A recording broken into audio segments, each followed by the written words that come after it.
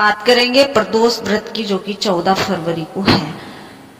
दोस्तों, प्रदोष व्रत या प्रदोषम एक लोकप्रिय हिंदू व्रत है जो भगवान शिव और देवी पार्वती को समर्पित है। तो फरवरी में हमारे जो प्रदोष व्रत की तारीख है 14 फरवरी को आएगा और फिर एक सीधा आपका मार्च में आ जाएगा 1 तारीख को। तो एक महीने में 2 प्रदोष व्रत आते हैं। जो प्रदोष व्रत कृष्ण पक्ष और शुक्ल पक्ष दोनों की त्रयोदशी जो तिथि होती है, 13वां दिन होता है, उसको ही मनाया जाता है, इसलिए 2 बार आते हैं।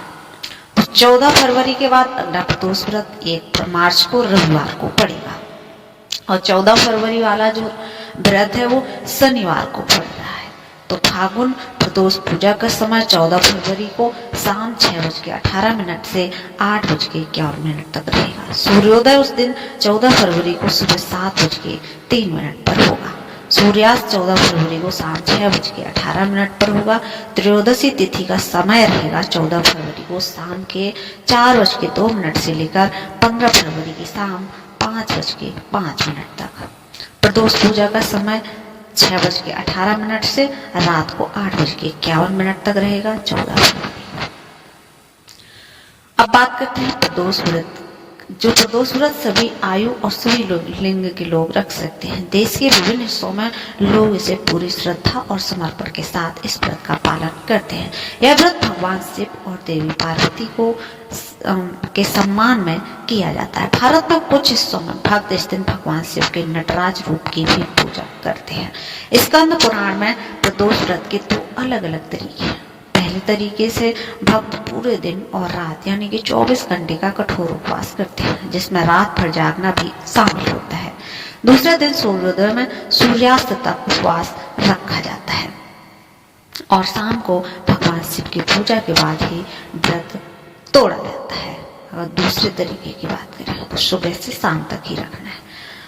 और हिंदी में प्रदोष शब्द का अर्थ जो होता है वो होता है शाम से संबंधित या रात का पहला भाग। यह पवित्र व्रत संध्या काल में किया जाता है, इसलिए इस प्रदोष व्रत इसे कहा जाता है।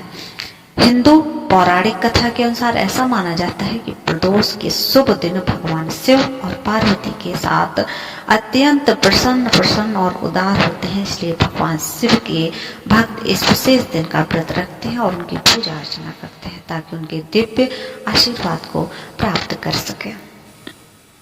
प्रदोष व्रत के अनुष्ठान और पूजा की बात करें तो प्रदोष के दिन सूर्योदय और सूर्यास्त से ठीक पहले का समय यानी कि गोधूली बेला का जो समय होता है वो काफी शुभ माना जाता है। इस दौरान सभी प्रार्थनाएं और पूजा अर्चना की जाती है। सूर्यास्त से 1 घंटा पहले भक्त स्नान करते हैं और पूजा के लिए तैयार हो जाते हैं।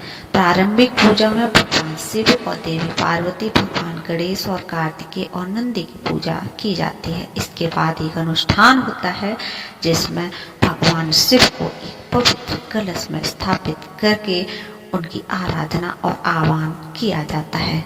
इस कलश को दरभा घास पर रखा जाता है जिस पर कमल का चित्र बना होता है और इसे जल से भरा जाता है। कुछ स्थानों पर शिवलिंग की पूजा की जाती है।